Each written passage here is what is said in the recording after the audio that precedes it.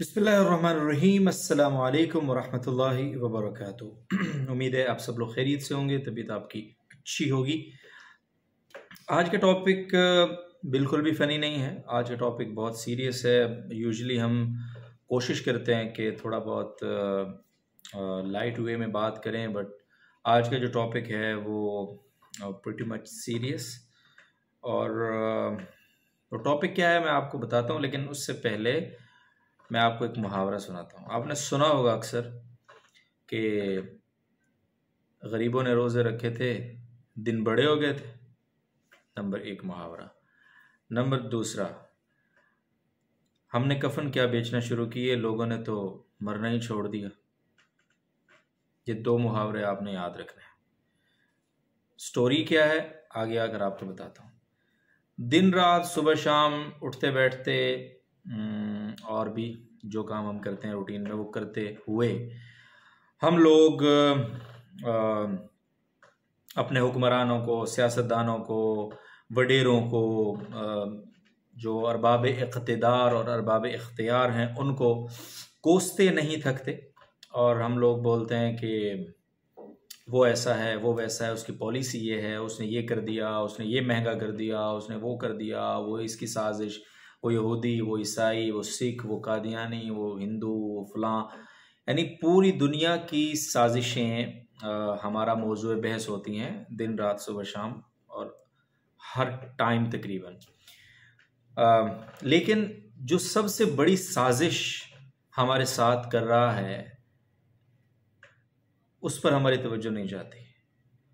और हमारे साथ सबसे बड़ी साजिश कौन कर रहा है, इवन इसको हम सोचते तक नहीं है। और हम उस साजिश का बड़े ही हंसी खुशी, बड़े ही यानी एक ऐसा लगता है कुछ है ही नहीं। रूटीन में हम अपने उस सबसे बड़े दुश्मन की साजिश का शिकार हो जाते हैं। और वो दुश्मन कौन है मैं आपको बताऊं कि हमारा वो सबसे बड़ा साजिशी दुश्मन हमारे अंदर बैठा है, हमारा नफ्स है। जी, ये कोई इस्लाही बयान नहीं हो रहा। प्लीज़ मैं टॉपिक पे जब आऊँगा तो आपको रियलाइज़ होगा कि ये आप जानते हो जिस टॉपिक में बात कर रहा हूँ। मैंने मुहावरे शुरू में आपको बताया कि पहला मुहावरा ये था कि गरीबों ने रोज़े रखे थे, दिन बड़े हो गए थे। दूसरा मुहावरा ये था कि हमने कफन क्या बेचना शुरू किया, लोगों ने तो मरना ही छोड़ दिया। ज़्यादती है ना, क्यों मरना छोड़ दिया यार। तो दुरुस्त बात है।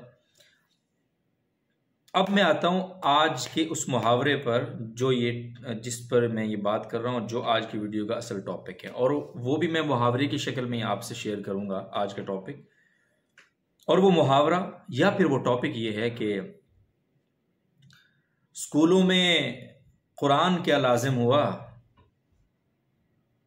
हमने सिपारे ही महंगे कर दिए। ये है आज का टॉपिक।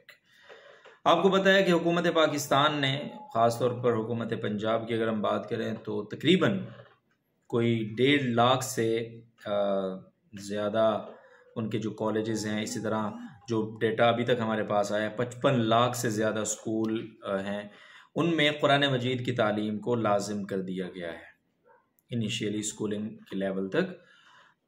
और जब जैसे ये अनाउंसमेंट होती है कि कुरान मजीद अब पढ़ना लाजिम है, तो ऑफकोर्स आपको जिस तरह उर्दू लाजमी पढ़ते हैं, अंग्रेज़ी लाजमी पढ़ते हैं और उनकी बुक्स आपको लेनी पड़ती हैं, तो जब आप कुरान पढ़ेंगे लाजमी तौर पर, तो यू नीड स्पारा।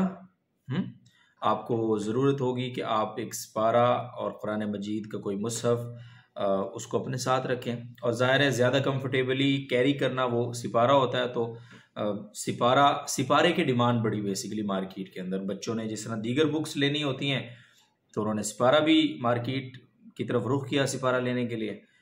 और हमारे मार्केट के भाइयों ने वही सिपारा जो इस अनाउंसमेंट से पहले 15 से 20 रुपए का था, वो सिपारा आज इस वक्त की अगर मैं आपसे बात करूं तो वो 100 रुपए में भी नहीं मिल रहा।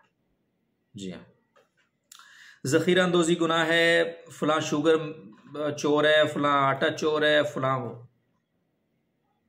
बहुत अफसोस के साथ कहना पड़ता है कि हम तो कुरान चोर हैं, हम अवाम। हमने तो खुदा की खलकत से, खुदा के बंदों से उसका कलाम दूर कर दिया है चंद टकों के लिए।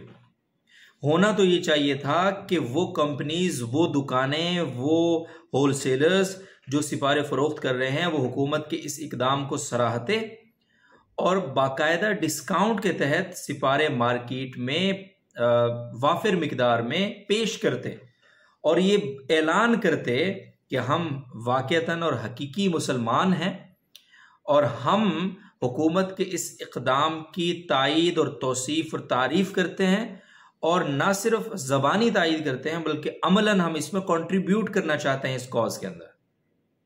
लेकिन नहीं, वहां तो कमाई की फिक्र पड़ गई, कुरान से भी कमाना है हमको, लेकिन बुरा फुला है, गंदा फुला है, करप्ट फुला है। ये जो हदीस में आता है ना, आमालुकुम अमालुकुम, कि जैसे तुम्हारे आमाल वैसे ही तुम्हारे हुक्मरान। यस, तो यही बात है, हम अपने आमाल को देख लें, पहले इस हरकत को देख लें, कम से कम शर्म से डूब मरना चाहिए अगर थोड़ी सी भी गैरत है हम में एज ए अवाम।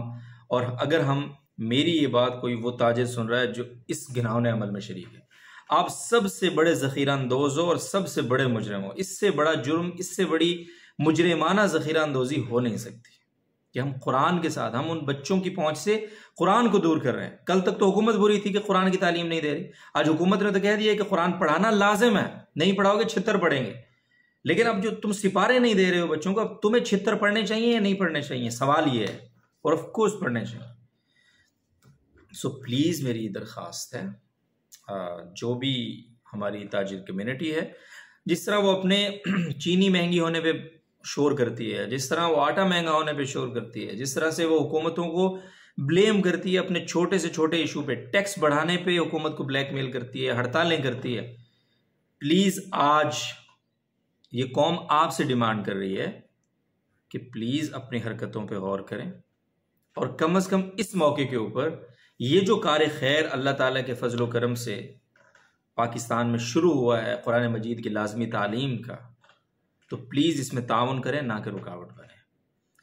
अल्लाह ताला हम सब के हाल पर रहम करे। अगर हमने इसी तरह से हठ धर्मी दिखाई और हम इसी तरह से कुरान से भी हमें माली नफ़ा मकसूद होने लगा, तो फिर भाई बस ये व्लॉग शलॉग ही देखते रहो, फिर बाकी सब चीज़ें तो इधर उधर है। सो प्लीज़ अगर हो सके तो ये वीडियो, ये पैगाम आगे भेज दें और कंट्रीब्यूट करें इस कॉज में कि हम सिपारों को, कुरान को मार्केट में उसकी अवेलेबिलिटी को यकीनी बनाएं। बहुत शुक्रिया आप सबका। बहुत दुख था ये ख़बर जब से सुनी, इस पर तहकीक करने का भी मौका मिला, बहुत तकलीफ़ थी कि ये क्या हो रहा है। तो प्लीज़ अपना बहुत ख्याल रखें, दुआओं में याद रखें, और दुआएं हमारी कबूल कैसे होंगी उसके लिए ये है कि अल्लाह के कलाम को अल्लाह के बंदों की पहुंच से दूर ना होने दें प्लीज़, वरना हुक्मरानों से पहले हमें यहाँ से पकड़ के ना फेंका जाएगा। जी शुक्रिया।